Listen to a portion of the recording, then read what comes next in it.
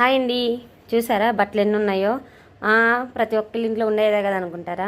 నిజమే, కానీ దానికి ఒక కారణం ఉంటుంది. ఎందుకంటే మనము ఉతికిన బట్టలు తీసుకొచ్చి ఇక్కడ వేస్తూ ఉంటాం కదా, కుప్పలాగా మడతేద్దాం అని అనుకుంటాం. ఎప్పటికప్పుడు మడతేసేసుకుందాం, పని అనేది క్లియర్ చేసుకుందాం అనుకుంటాం. కానీ వేరే పని వస్తుంది, నన్ను చెయ్యి అని చెప్పేసి.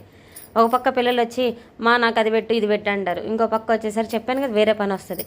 తర్వాత వచ్చేసరికి మనకి ఇంట్రెస్ట్ ఉండదు, చేద్దాం అనుకున్న టయానికి మనకు అబ్బా తర్వాత మడత పెడదాంలే అని చెప్పి అనిపించింది.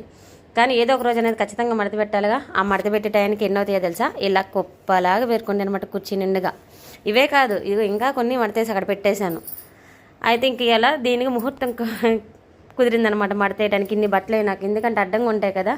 ఇన్ని అయినప్పటికీ కూడా మనకేంటంటే మనం తీసుకోవాల్సినవి తీసుకొని ఇట్లా లాక్కోవడం, వాడుకోవడం.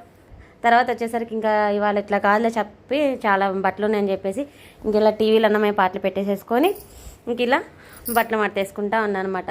మనకేంటంటే ఒక పక్క మ్యూజిక్ రన్ అవుతా ఉంటే మనకి ఈ పని ఆటోమేటిక్గా రన్ అయిపోతుంది, తొందరగా పని అయిపోతుంది. అది కూడా ఏంటంటే పిల్లలు నిద్రపోయినప్పుడు పని చేసుకున్నాం అనుకోండి, ఇంకా తొందరగా క్లియర్ అయిపోయిద్ది. అండ్ వీడియో నచ్చితే లైక్ చేయండి. ఇన్ను నేను చెప్పాను, మళ్ళీ తిట్టుకోమాకండి. చెప్పాను కదా, ఒక్కోసారి మనకి కుదరదు, ఎందుకంటే రకరకాల పనుల వల్ల. ఇంకోటి వచ్చేసరికి మనకేం ప్రశాంతత ఏమి ఉండదు.